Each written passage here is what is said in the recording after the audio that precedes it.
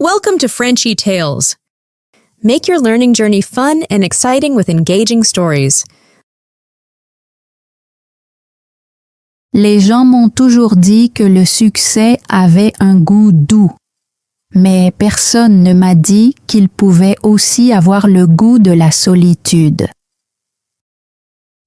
Je m'appelle Elina, j'ai 35 ans. Je travaille pour une grande entreprise à Chicago. Je suis chef de projet. Au travail, les gens me respectent.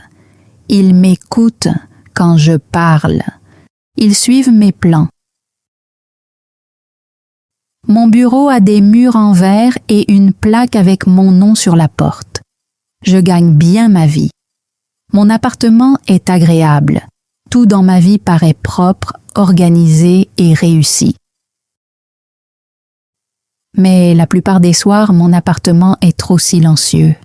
Je vis seule, je mange seule, je dors seule. Dans ma cuisine, il y a une petite plante verte près de la fenêtre. Je l'arrose tous les 3 jours, je n'oublie jamais. Sur la cuisinière, ma bouilloire est toujours prête pour le thé.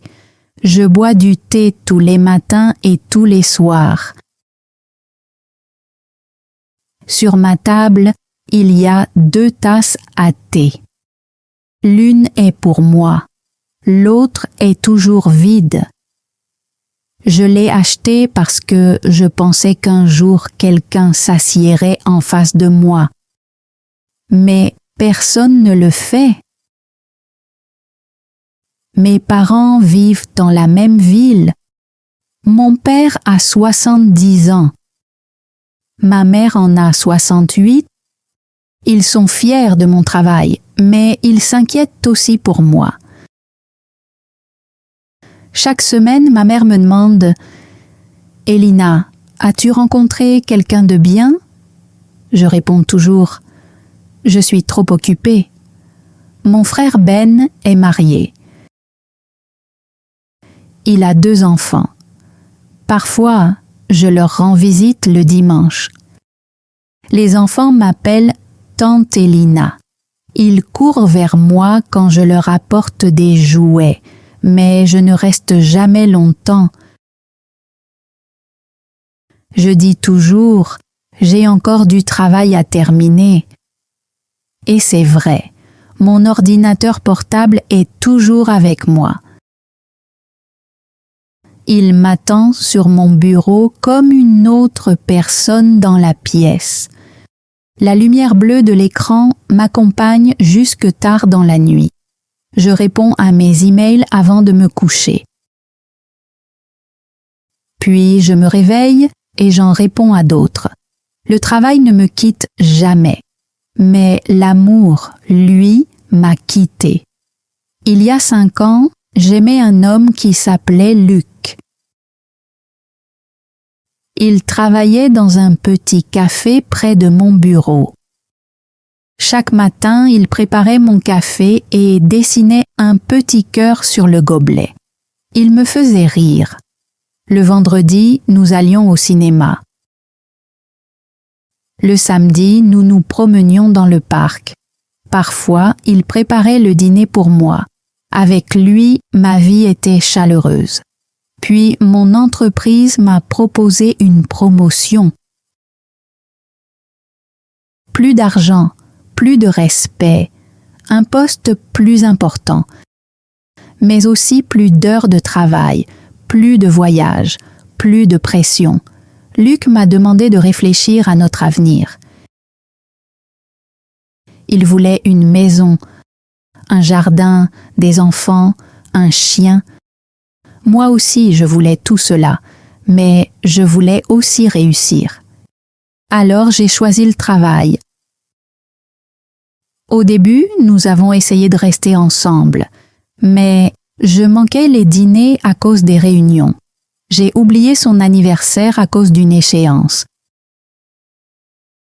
Je répondais à mes emails pendant qu'il me parlait. Petit à petit, il est devenu silencieux. Puis un jour, Il m'a dit au revoir et je l'ai laissé partir. Aujourd'hui, Luc est marié. Sa femme est une enseignante qui s'appelle Nina. Ils ont une petite fille. Parfois, je vois leurs photos en ligne. Ils ont l'air heureux. Leur fille a le même sourire que lui. Quand je les vois, quelque chose me fait mal dans la poitrine. Alors je ferme mon ordinateur portable. J'ouvre mes feuilles de calcul. Les chiffres sont plus faciles que les souvenirs. Les chiffres ne partent jamais. Ce soir, la pluie frappe doucement contre ma fenêtre. Les lumières de la ville brillent dehors. Ma valise est près de la porte. Demain, je prends l'avion pour Boston pour une nouvelle réunion. Un autre hôtel, un autre petit déjeuner silencieux, un autre lit trop grand pour une seule personne. Parfois, je me demande, est-ce que cela suffit? J'ai de l'argent, j'ai du respect, j'ai du succès, mais je n'ai personne qui m'attend à la maison. Le mois dernier, un nouveau manager est arrivé dans notre équipe. Il s'appelle Mathis, il est intelligent, drôle, gentil. Il m'apporte un café sans que je le demande. Parfois, il reste tard pour m'aider à terminer mes rapports. Nous parlons du travail, mais parfois nous parlons aussi de choses simples. Il me parle de son chien. Je lui parle de ma plante. Il me fait sourire. Et cela me fait peur. La semaine dernière, il m'a invité à dîner. Juste comme ami, a-t-il dit. Je voulais dire oui, mais j'ai répondu « J'ai trop de travail ». Il avait l'air déçu. « Peut-être une autre fois », a-t-il dit, mais je le savais déjà. Il n'y aurait pas d'autre fois. Je ne pouvais pas rouvrir cette porte. Je ne pouvais pas prendre le risque de me perdre. Le succès demande des sacrifices. Et peut-être que cette solitude est la mienne. À 3 heures du matin, le succès n'a pas un goût doux.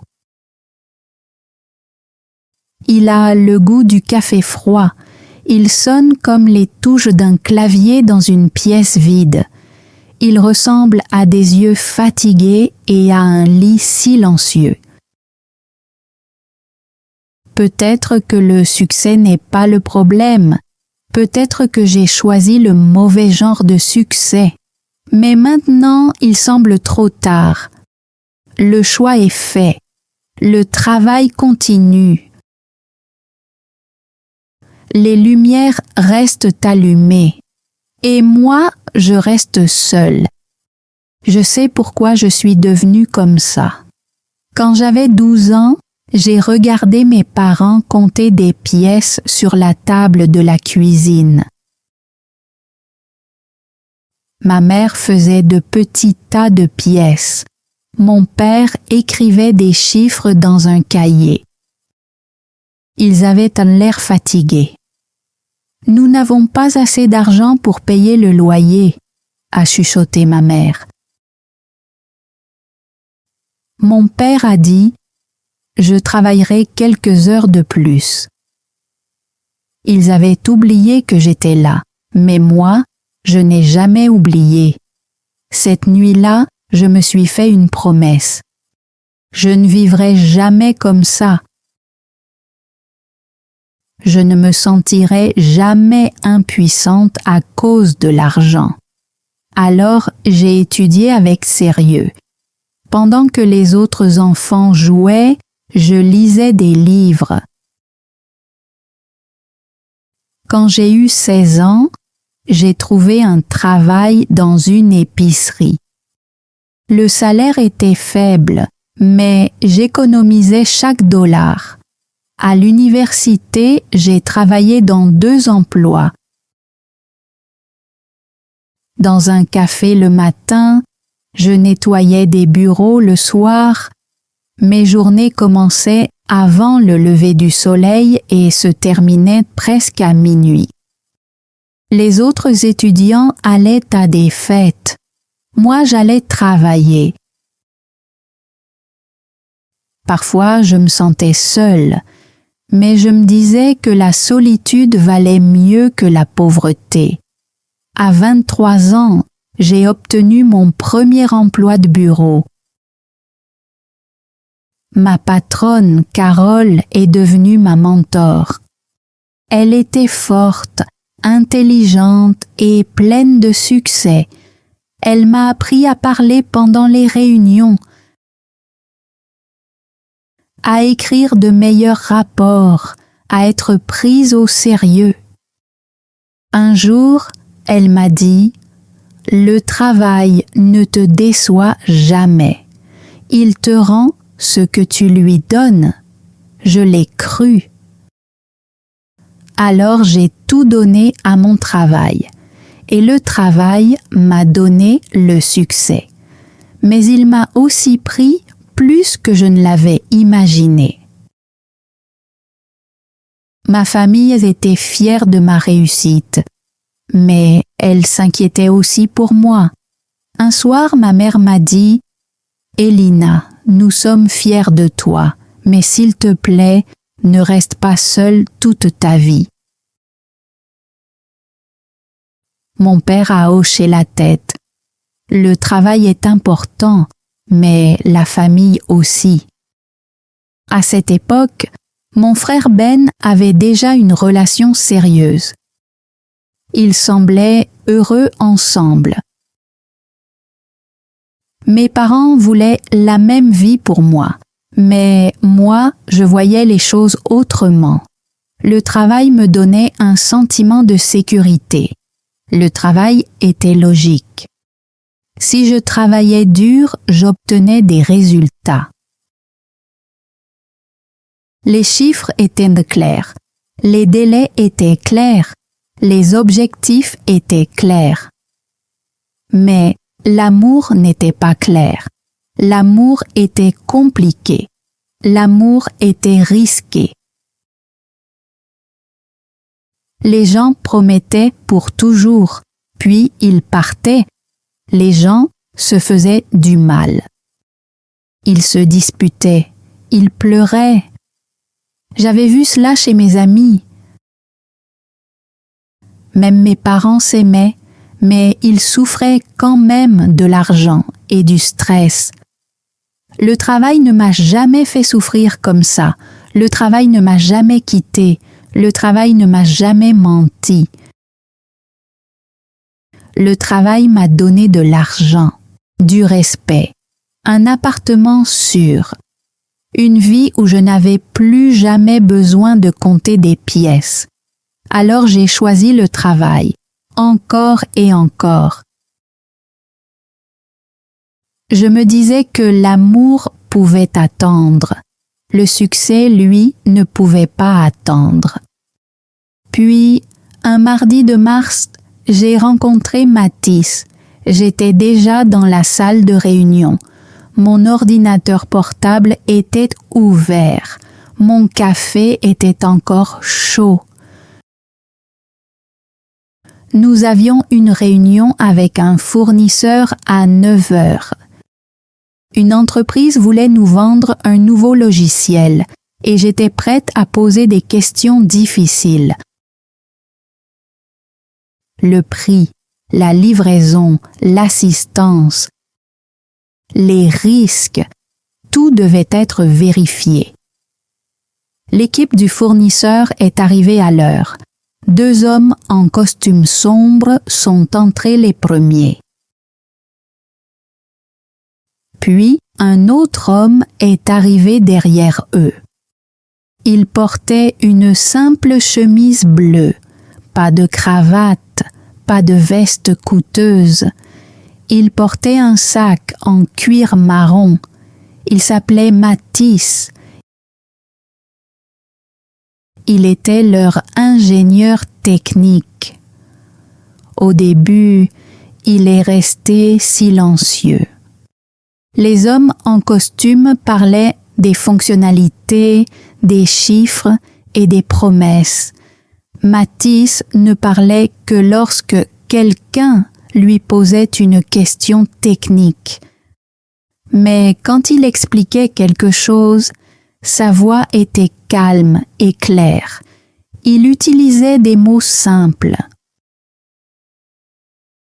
Pas de grands discours professionnels, pas besoin d'impressionner les autres. Après 1 heure, nous avons fait une courte pause. Je suis allé chercher un autre café. Quand je suis revenu, la pluie frappait fort contre les fenêtres.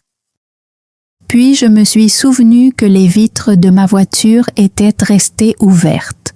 Mes documents étaient à l'intérieur. J'ai vite pris mes affaires. Avant que je puisse partir, Matisse a dit « Attendez ». Il a sorti un parapluie de son sac. « Prenez-le » a-t-il dit. « J'en ai un autre. » Je l'ai regardé avec surprise. Les autres hommes étaient occupés avec leur téléphone. Ils n'avaient même pas remarqué la pluie, mais Matisse l'avait remarqué et il m'a aidé. « Merci », ai-je dit.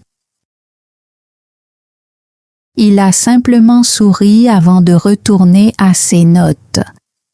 Avant la fin de la réunion, la pluie s'est arrêtée. J'ai essayé de lui rendre le parapluie. « Gardez-le », a-t-il dit. « À Chicago, la pluie revient vite. » Quand la réunion s'est terminée, les hommes en costume se sont serrés la main et ont parlé des prochaines étapes. Matisse m'a discrètement aidé à porter mes dossiers. Il ne m'a rien demandé. Il les a simplement pris. Nous avons marché ensemble jusqu'à l'ascenseur. Vous posez de bonnes questions, a-t-il dit. La plupart des gens veulent seulement entendre des promesses. Je l'ai regardé. Les promesses ne font pas fonctionner un logiciel, ai-je répondu. Il a ri. C'était un vrai rire, chaleureux. Pas un rire faux comme dans les réunions d'affaires. Dans le hall, il s'est arrêté. « Puis-je vous poser une question ?» a-t-il demandé. J'ai fait oui de la tête. « Quel est votre livre préféré ?» Cette question m'a surprise. D'habitude, les gens me parlaient de projets, de budget ou de délai. Personne ne me parlait de livres. « Pourquoi voulez-vous le savoir ?» ai-je demandé. Les livres en disent plus sur une personne que son poste, a-t-il répondu. Nous avons parlé pendant 10 minutes dans le hall. Il aimait la science-fiction. Moi, j'aimais les romans policiers. Il lisait avant de dormir. Moi aussi, quand le travail me laissait un peu de temps. Il buvait du thé vert le matin. Je lui ai dit que je préférais le thé noir avec un morceau de sucre. Une semaine plus tard, Matisse est revenu seul pour une réunion technique. Il a apporté des documents et il m'a apporté du thé noir, avec un morceau de sucre. « Vous vous en êtes souvenu ?» ai-je dit. Il a souri. Je me souviens des choses importantes. Cette phrase est restée dans mon esprit. Nous avons travaillé sur les documents, mais nous avons aussi parlé de livres de pluie et de petites choses du quotidien, Mathis était différent. Il m'écoutait quand je parlais, vraiment. Il n'attendait pas simplement son tour pour parler. Il n'essayait pas de m'impressionner. Il n'essayait pas d'être meilleur que moi. Il était calme, sincère, présent. Un jour, pendant que nous relisions des contrats, il m'a dit « Vous travaillez trop. »« Comment le savez-vous » ai-je demandé. « Vos épaules, » a-t-il répondu. « Elles ne se détendent jamais, même quand vous souriez. » Personne ne m'avait jamais dit cela. Personne ne m'avait regardé d'aussi près. Cela m'a fait une drôle de sensation, une bonne sensation, mais aussi un peu de peur. Pendant 2 mois, nous nous sommes vus chaque semaine pour le travail. Puis, peu à peu, ce n'était plus seulement le travail. Nous parlions de livres, de musique, de thé, de nos endroits préférés dans la ville. Il me faisait rire. Pendant 1 heure chaque semaine, je n'étais plus Elina, la chef de projet. J'étais simplement Elina, une femme qui aimait les romans policiers, une femme qui buvait du thé noir, une femme qui savait encore rire. Puis un jour, mon téléphone a vibré pendant une réunion. Un email urgent, une crise de budget. Il fallait répondre immédiatement. La chaleur du moment a disparu. Le travail m'a rappelé. Je dois m'en occuper, ai-je dit. J'ai pris mon ordinateur portable et je suis partie. Mathis m'a regardé partir. Il n'a pas essayé de me retenir. Il comprenait. Le travail passait toujours en premier. C'était ma règle. Même quand autre chose me faisait du bien, même quand quelqu'un me faisait sourire. Le travail gagnait toujours. Malgré tout, Mathis est devenu une partie de mon quotidien. Chaque matin, il m'envoyait un message.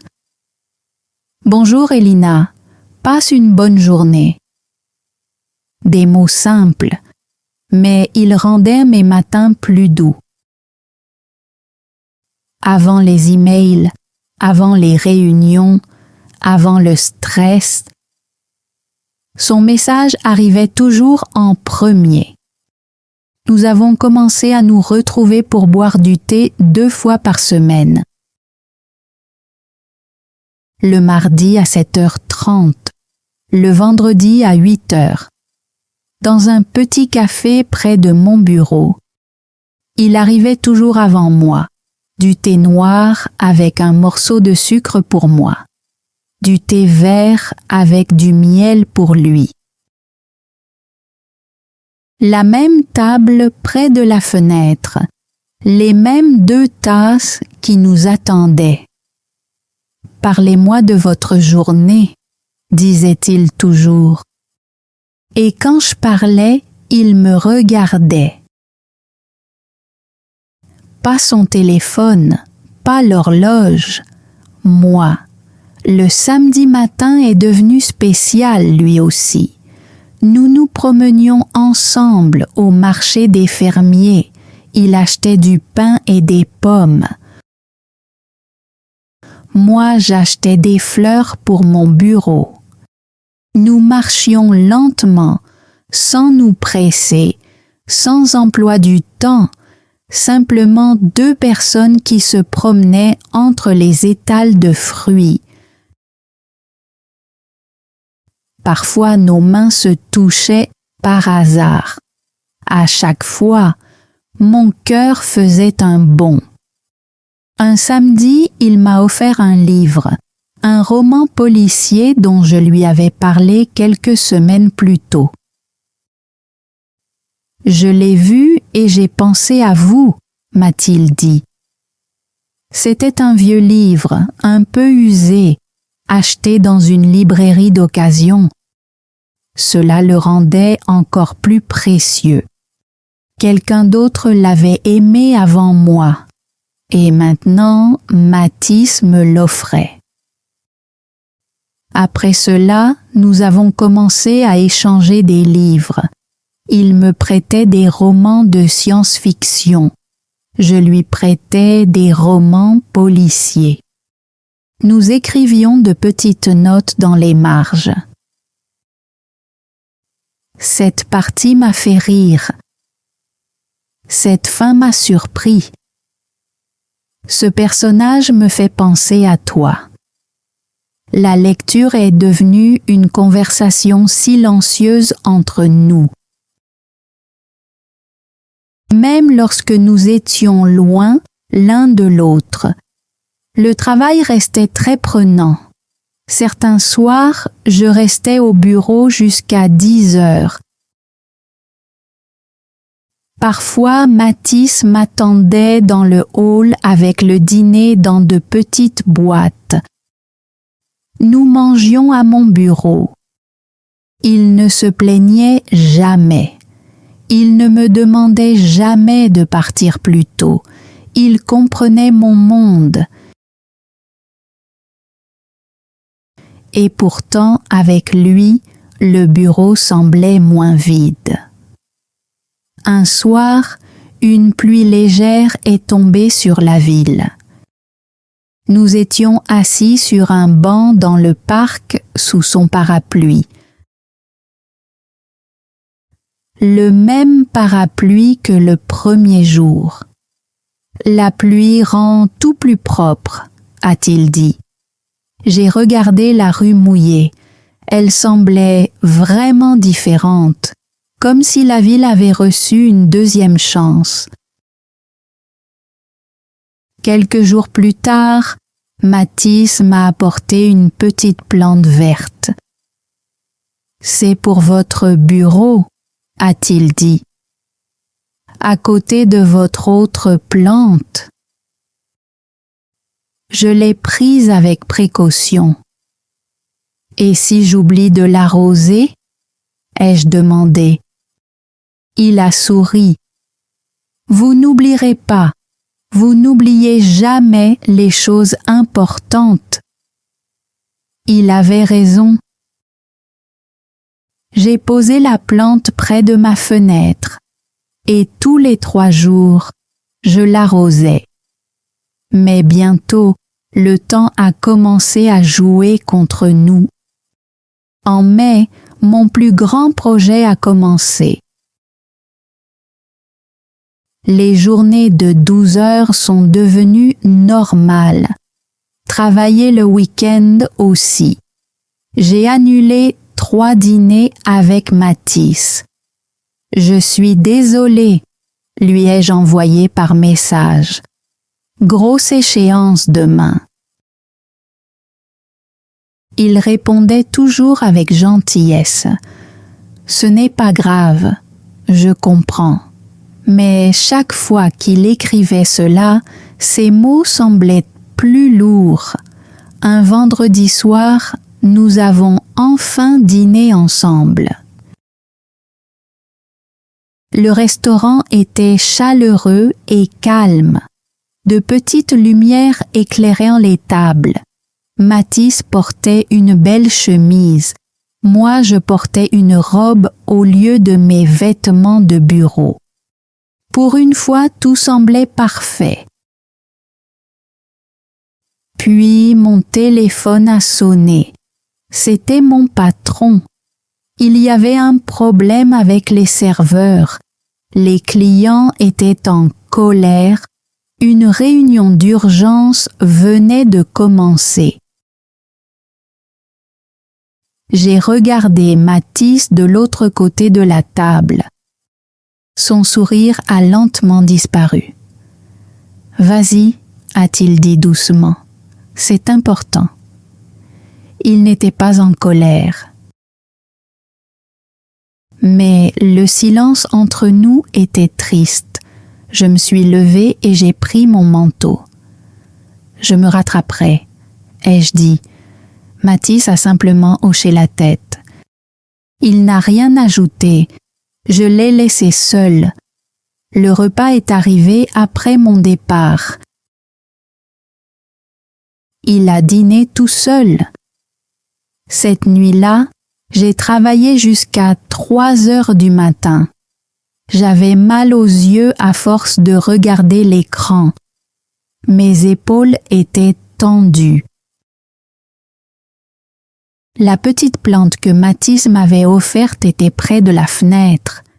Sous la lumière du bureau, ses feuilles semblaient fatiguées. Ou peut-être étais-je celle qui était fatiguée. Je voulais être avec Mathis. Je voulais être assise en face de lui et rire pendant le dîner. Mais mon esprit appartenait aux échéances, aux rapports, aux projets, aux problèmes. L'amour devait attendre. Le lendemain matin, Mathis m'a envoyé son message habituel. « Bonjour Elina, passe une excellente journée. » Les mots étaient les mêmes, mais quelque chose avait changé. La chaleur disparaissait peu à peu. Nous connaissions tous les deux la vérité.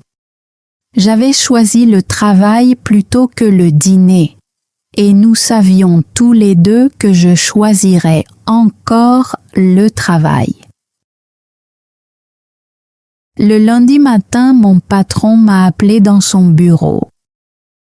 Monsieur Davis était assis derrière son bureau avec un sourire.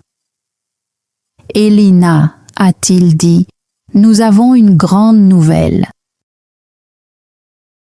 Il a ouvert un dossier. « Notre bureau de Londres a besoin d'aide. Nous avons perdu notre chef de projet. Nous avons besoin de quelqu'un de solide pour remettre la situation en ordre. » Puis il m'a regardé. « Nous vous voulons. » Mon cœur s'est mis à battre plus vite. Londres, loin de Chicago, loin de Mathis. « Combien de temps ? » ai-je demandé. « 6 mois, a-t-il répondu. Peut-être 9. 9 mois loin de chez moi, 9 mois de travail, 9 mois de distance.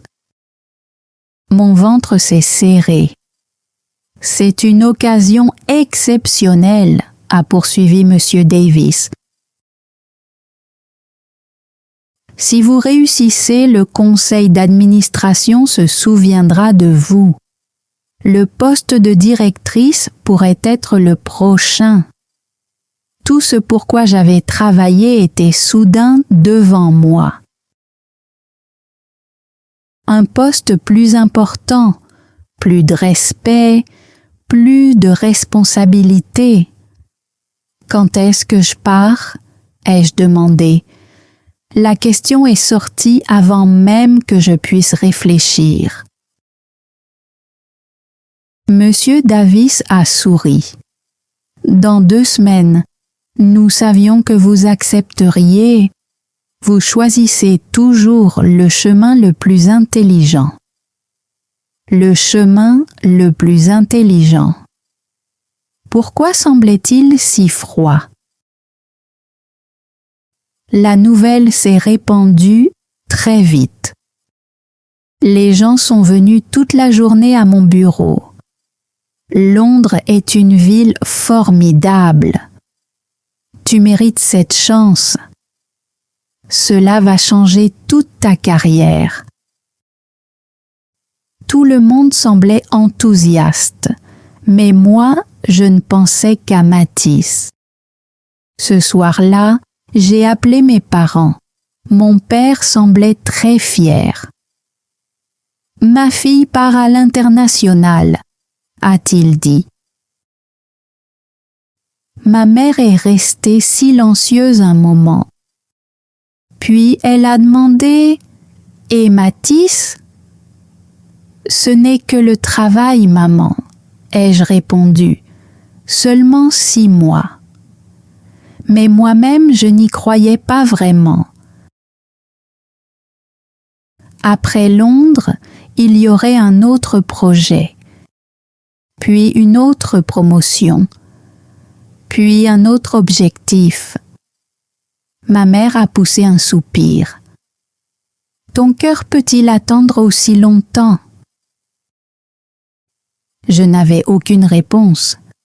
Mathis et moi nous sommes retrouvés dans notre café habituel. Je lui ai parlé de Londres.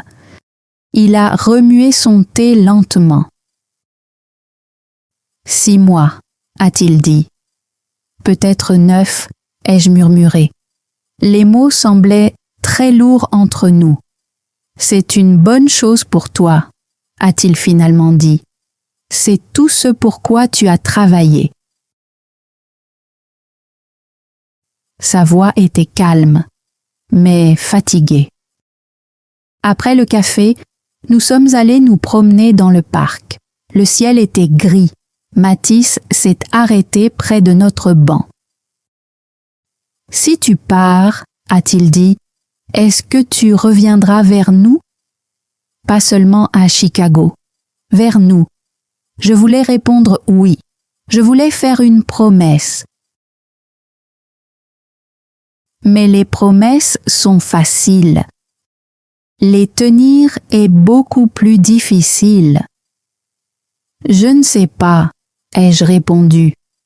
J'aimerais dire oui, mais je ne peux pas te le promettre. Mathis a lentement hoché la tête. Il comprenait. Et cela faisait encore plus mal. Je déteste ne pas pouvoir te le promettre, ai-je dit. Je déteste que le travail contrôle ma vie. Il a pris ma main. J'aime la personne que tu es, Elina, a-t-il dit. Mais je ne peux pas lutter contre tes rêves. 2 semaines sont passées très vite. J'ai mis toutes mes affaires dans des cartons. Mathis m'a aidé. Nous avons très peu parlé. Il n'y avait presque plus rien à dire. Le dernier soir, nous avons dîné ensemble. Il m'a offert un livre pour le voyage en avion. À l'intérieur, il avait écrit « Pour Elina qui choisit toujours le chemin le plus raisonnable ». Le lendemain matin, il m'a conduite à l'aéroport. Près du contrôle de sécurité, les voyageurs se dépêchaient dans tous les sens. Mathis m'a regardée une dernière fois. « Sois heureuse », a-t-il dit. « Réussis, deviens tout ce que tu souhaites. » Puis il a embrassé mon front et il est parti. Il ne s'est pas retourné. Je suis passée seule par le contrôle de sécurité. Mon bagage à main semblait lourd, mais mon cœur était encore plus lourd. J'ai marché vers ma porte d'embarquement, vers Londres, vers la carrière dont j'avais rêvé. Loin de Mathis, loin de nous. C'était mon choix. Le chemin le plus raisonnable, le chemin du succès, le chemin de la solitude. Mais c'était quand même mon choix. Ce soir-là, je suis allée dans la vieille église près de la maison de mes parents. Je n'étais pas vraiment une personne très religieuse, mais j'avais besoin d'un endroit calme. L'église était presque vide. Seules quelques bougies brûlaient près de l'autel. J'en ai allumé une et je me suis assise. La petite flamme bougeait doucement. Les anciennes paroles de mon père me sont revenues. Termine toujours ce que tu commences, Elina. Il me disait cela quand j'étais enfant. Il parlait des devoirs, des tâches de la maison, des projets scolaires. Mais avec le temps, ces mots sont devenus une partie de moi. Je terminais chaque tâche, chaque objectif, chaque promotion, chaque projet. Mais qu'en était-il de l'amour? Était-ce quelque chose que l'on pouvait aussi terminer? Ou bien l'amour était-il différent?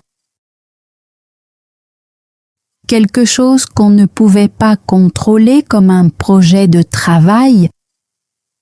Mon téléphone affichait mon billet d'avion. British Airways. Jeudi matin. Aller simple pour Londres. Mon avenir était là, sur un écran. Juste en dessous, il y avait un message de Matisse. J'espère que Londres te donnera tout ce que tu désires. Sois prudente, sois heureuse. Aucune colère, aucun reproche, seulement de la gentillesse. Et cela faisait encore plus mal. À la maison, ma valise était ouverte sur le lit. Les vêtements de travail d'un côté, les affaires personnelles de l'autre. Le livre de Matisse était posé au-dessus. Mon ordinateur portable était lui aussi ouvert. Des emails m'attendaient. L'équipe de Londres avait besoin de documents. Des réunions étaient déjà prévues. Le travail continuait à m'appeler. Il m'appelait toujours. Mais Matisse, lui, avait arrêté de m'appeler. Il avait pris du recul. Il avait choisi de ne plus attendre. J'ai pris une photo sur ma commode. Matisse et moi au marché des fermiers. Nous tenions des pommes dans les mains et nous riions. Je regardais mon propre visage sur la photo. Quand avais-je ri comme ça pour la dernière fois? Vraiment ri? Pas un rire poli de bureau, pas un sourire de réunion, un vrai rire. À 3 heures du matin, j'ai fermé ma valise. Mes mains tremblaient. Le billet d'avion est resté sur mon bureau. J'avais fait mon choix. Londres, le travail, l'avenir que j'avais construit. J'avais choisi le travail plutôt que Matisse. Non pas parce que je ne l'aimais pas, mais parce que j'avais peur de perdre tout ce que j'avais gagné, peur d'être une personne ordinaire, peur d'avoir besoin de quelqu'un, peur de devoir compter les pièces de monnaie à nouveau. Le jeudi est arrivé beaucoup trop vite. Matisse m'a retrouvé à l'aéroport. Nous n'avions que quelques minutes. Il m'a tendu une petite boîte. À l'intérieur, il y avait un stylo en argent. Pour signer des documents importants, a-t-il dit. Pense à nous de temps en temps. Je lui ai donné une enveloppe. Lis-la quand je serai partie, ai-je dit. À l'intérieur, j'avais écrit la vérité. Merci de m'avoir appris à rire de nouveau. Merci pour le thé, les livres et les matins paisibles. Je suis désolée de ne pas avoir essayé davantage. nous ne nous sommes pas pris dans les bras. Nous ne nous sommes pas embrassés. Nous nous sommes seulement regardés. Deux personnes qui s'aimaient mais qui ne pouvaient pas choisir la même vie. Puis l'annonce de mon embarquement a retenti. « C'est à moi », ai-je dit. « Sois extraordinaire », a répondu Matisse. « Tu l'as toujours été. » Il est parti le premier. Il ne s'est pas retourné. Je l'ai regardé disparaître dans la foule. Puis, je suis passé seul par la porte d'embarquement. Dans l'avion, Chicago devenait de plus en plus petite sous mes yeux. Mon reflet me regardait dans la vitre. Une femme qui avait réussi. Mais avec des yeux vides. Londres était froide et grise. L'appartement de fonction était moderne, propre et sans âme. Des murs blancs, des meubles neufs, aucune chaleur. J'ai mis le stylo que Matisse m'avait offert dans la poche de ma veste. Je l'emportais partout, avec moi. Le travail a commencé immédiatement. L'équipe de Londres avait de grandes difficultés. Des délais non respectés, des systèmes en panne, une équipe découragée. Ils avaient besoin de quelqu'un pour tout remettre en ordre. Et remettre les choses en ordre, c'était ce que je savais faire. Les jours sont devenus des semaines, des réunions à 7 heures du matin, des appels jusqu'à 10 heures du soir, des week-ends remplis de rapports. J'ai réorganisé le budget, j'ai reconstruit l'équipe. Peu à peu, les choses se sont améliorées. Les gens me remerciaient. Le projet est devenu un succès. Mais mon appartement restait silencieux. La plupart des soirs, je mangeais seul des nouilles instantanées. Mon ordinateur portable était posé en face de moi comme un partenaire de dîner. C'était la vie que j'avais choisie. Au début, Matisse et moi continuions à nous envoyer des messages, de courts messages à travers l'océan. Mais le décalage horaire rendait tout plus difficile. Son matin était mon après-midi. Ma nuit était son jour. Peu à peu, les messages sont devenus plus courts. Puis, plus rares. Puis, ils ont disparu pendant plusieurs jours. Nous étions en train de devenir des inconnus. 2 mois plus tard, son dernier message est arrivé. « Elina, je veux que tu sois heureuse, mais je ne peux plus attendre quelques petits messages venant d'un autre fuseau horaire. Je dois avancer. Prends soin de toi. Réussis. Reste toi-même. Au revoir. » Je l'ai relu encore et encore. Il avait raison. L'amour avait besoin de plus que de simples mots sur un écran. Il avait besoin de temps, de présence, de choix. Je ne lui ai pas répondu. Qu'aurais-je pu dire? Je me suis assise près de la fenêtre et j'ai regardé les lumières de Londres. J'avais tout ce pourquoi j'avais travaillé.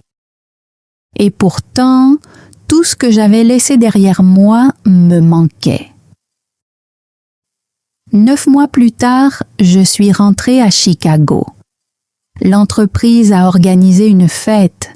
Une grande banderole disait « Félicitations, directrice Elina ». Les gens applaudissaient. Monsieur Davis a fait un discours. Elina a sauvé le bureau de Londres. Elle est notre plus jeune directrice. J'ai affiché le sourire qu'il fallait. Mon nouveau bureau avait de plus grandes fenêtres, un meilleur fauteuil, un salaire 2 fois plus élevé. Tout ce que je voulais se trouvait dans cette pièce, mais cette pièce était froide. Le succès a une température. Et elle est glaciale. À la maison, mon appartement semblait plus grand qu'avant, mais pas plus chaleureux. Mes pas résonnaient dans le silence. La plante que Mathis m'avait offerte au bureau était toujours vivante parce que Ruby s'en était occupée. Mais la plante de mon appartement était morte. Des feuilles brunes couvraient la terre. Je l'ai jetée. Le dimanche suivant, nous avons dîné en famille. Ma mère avait préparé tous mes plats préférés. Mon père avait ouvert une bonne bouteille de vin. Ben était venu avec sa femme et leurs enfants. Tout le monde était fier. Notre fille, la directrice, a dit mon père en levant son verre. Personne n'a parlé de la chaise vide à côté de moi. Personne n'a parlé de Mathis.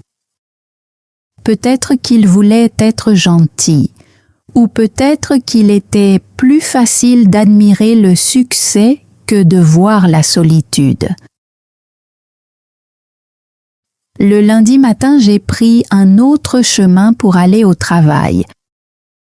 Cette route passait devant l'entreprise d'ingénierie où travaillait Mathis. Je me suis arrêtée de l'autre côté de la rue. Sa Honda bleue était sur le parking.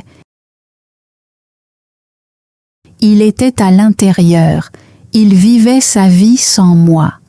Je suis restée là pendant 5 minutes. Ma main a touché le stylo en argent dans ma poche. Devais-je entrer? Devais-je lui dire bonjour? Devais-je essayer encore une fois? Mais mes pieds ne bougeaient pas. Certains choix ne peuvent pas être annulés. Je me suis retournée et je suis partie. 6 mois plus tard, ma mère m'a appelée. Sa voix tremblait. « Elina, ton père est à l'hôpital. Viens vite. » Cette fois, j'ai quitté le travail immédiatement. Les rapports pouvaient attendre. Les réunions pouvaient attendre. Mon père, lui, ne pouvait pas attendre. À l'hôpital, la salle d'attente était pleine de membres de la famille. Ben était là avec sa femme. Des cousins étaient venus d'autres villes. Mon père semblait très petit dans son lit d'hôpital, mais il a souri en nous voyant. Le deuxième jour, Mathis est entré. Il portait un bouquet de fleurs. Peut-être pour quelqu'un d'autre. Nos regards se sont croisés à l'autre bout de la pièce. Pendant une seconde, le temps s'est arrêté. Puis, il s'est approché de moi. « Elina » a-t-il dit doucement. « Bonjour, Mathis » ai-je répondu. « Comment va ton père ?»« Mieux » ai-je dit. « Les médecins sont optimistes. » Il était le même, et pourtant différent, plus calme, plus apaisé, comme s'il avait enfin trouvé la paix. « Ma mère a eu des nouvelles par la tienne » a-t-il dit. « Elles se parlent encore de temps en temps. »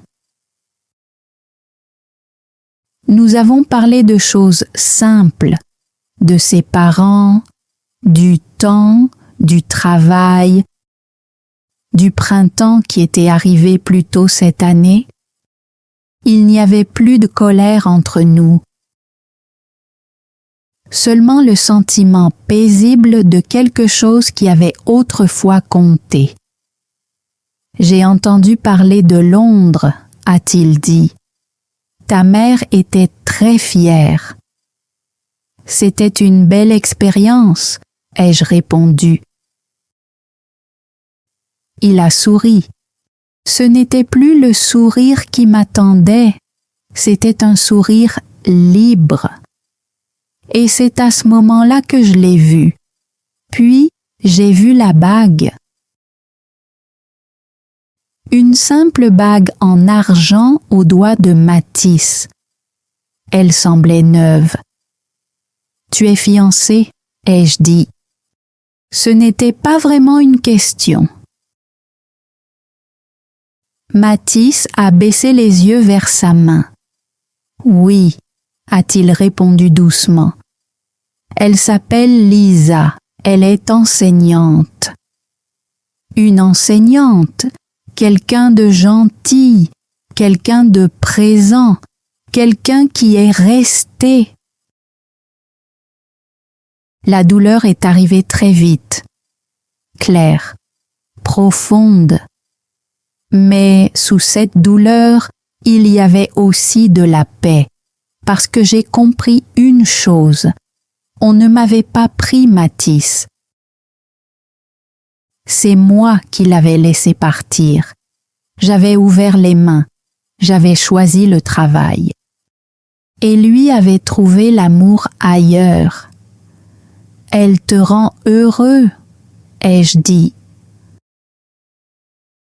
Là encore, ce n'était pas une question. Oui, a-t-il répondu. Nous n'avions rien de plus à dire. Nos choix étaient déjà faits. Nos vies avaient pris des chemins différents. Je dois y aller, a-t-il dit. Ma mère m'attend. J'ai hoché la tête. Avant de partir, il m'a regardé une dernière fois. J'espère que ton père ira mieux, Elina, a-t-il dit, et j'espère que tu trouveras ce que tu cherches. Puis il est parti. Cette fois, je savais qu'il avait quitté mon histoire pour toujours. 2 années ont passé, la vie a continué. Le printemps dernier, je suis devenue vice-présidente. La plus jeune de l'histoire de l'entreprise. Une nouvelle réussite, un nouveau titre, un nouveau succès. Une jeune femme nommée Zoé a rejoint notre équipe. Elle avait 24 ans, toujours la première à arriver, toujours la dernière à partir. Toujours en train de répondre à des emails tard dans la nuit. Elle me rappelait moi-même. Un vendredi soir, je l'ai vue encore au travail. Le bureau était vide. « Rentre chez toi, Zoé, » lui ai-je dit. Elle m'a regardée avec surprise. Mais le rapport n'est pas terminé. Il peut attendre lundi, ai-je répondu. Protège tes week-ends quand tu le peux. Elle semblait confuse. Peut-être parce que ce conseil venait de moi, mais elle m'a écoutée. Elle a pris son sac et elle est partie. Peut-être qu'elle apprendra plus tôt que moi. Mes propres soirées ont changé peu à peu. Pas complètement, mais suffisamment. J'ai acheté une nouvelle plante, petite et verte, avec des feuilles rondes. Elle me rappelle la plante que Matisse m'avait offerte. Je l'arrose tous les 3 jours, Je prépare du thé après le dîner. Du thé noir avec un morceau de sucre. Je le bois pendant qu'il est encore chaud. Plus de tasses froides oubliées à côté de mon ordinateur portable. Le vieux livre de Matisse est toujours sur mon étagère. Parfois, je le lis le dimanche. Ses notes sont encore écrites dans les marges. L'encre est plus claire maintenant. Mais les souvenirs sont toujours là. J'ai choisi le travail plutôt que l'amour. Je ne cache pas cette vérité.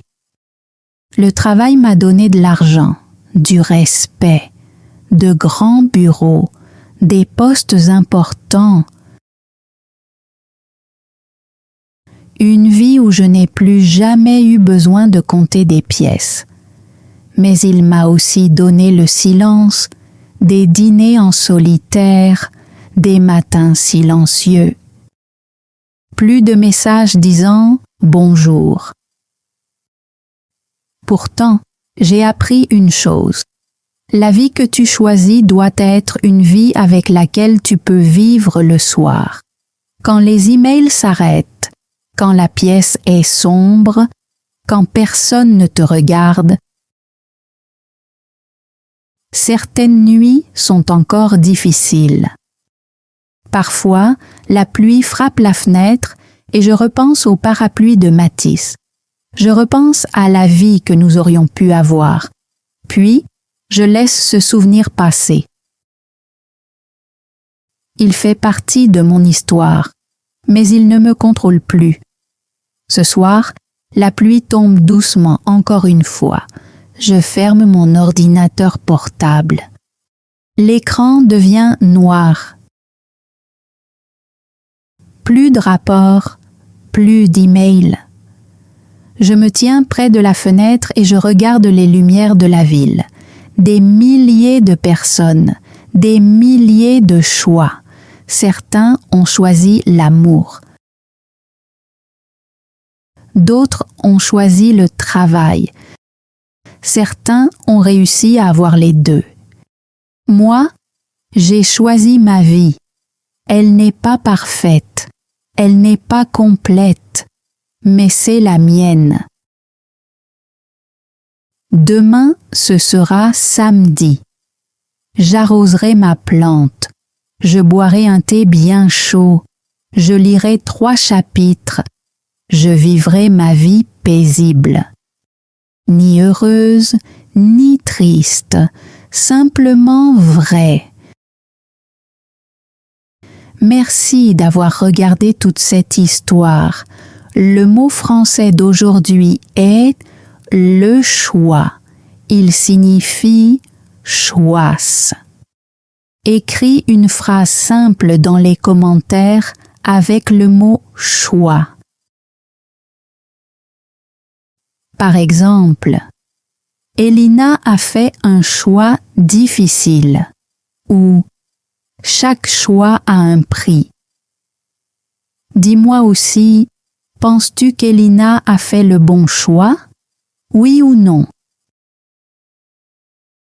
Écris ta réponse dans les commentaires.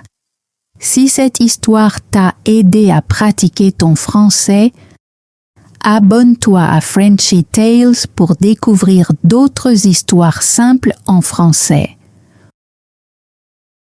Continue à écouter, continue à apprendre et à très bientôt pour une nouvelle histoire.